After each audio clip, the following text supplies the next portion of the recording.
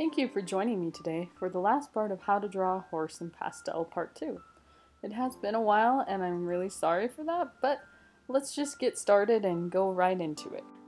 The first step of any pastel is to do a base coat. If you are right-handed, I recommend starting on the left side to help prevent smudging. If you are left-handed, it would be the opposite. Start on the right side and move towards the left. With pastels, there is a lot of layering in order to get the desired texture and effect. In this series of images, you can see the process for layers being added. This piece is of a bay horse, so the first base coat added is a reddish brown and cordovan mixed together on the board. To help create warm shadows, the cordovan is used in the shadow area. As we get near to the nose, some light green and blue are used to create the gray color and highlights.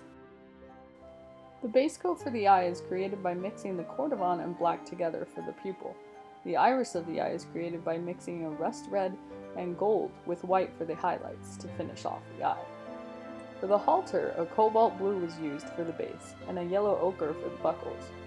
We then add texture and stitching to the halter using different kinds of pastel strokes.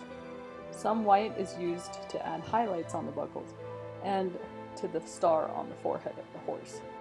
The same base technique and mixing of the colors to build up the texture of the fur is used as we go down the neck of the horse. To create the veins and face structure of the horse, you have to place the shadows in certain areas and highlight others. I start using some yellow ochre lightly on the coat of the horse and add some red tones. Some purple is used in the shadow around the mouth as well as in the shadows on the fur. As for the mane and bangs, we want to have the shadow underneath the mane fully established before we start putting in locks of hair. As the mane starts being put in, it is done in locks and groups of hair over the shadow. Then I start doing the highlights on the mane using a very light blue. Here we do some individual strands of highlighted hair. At the very end, we add a mottled background of some different colors like blue, purple, yellow, ochre, and red. You can decide what other kind of background you want to do, but as this is a portrait, a pet portrait, I chose to just do a mottled background. Lastly, we go over the rest of the picture, doing finishing touches of highlights and doing the signature to complete the piece. That concludes the video of how to do a horse in pastel. If you have any further questions regarding the process or want more details, please don't hesitate to ask in the comments below.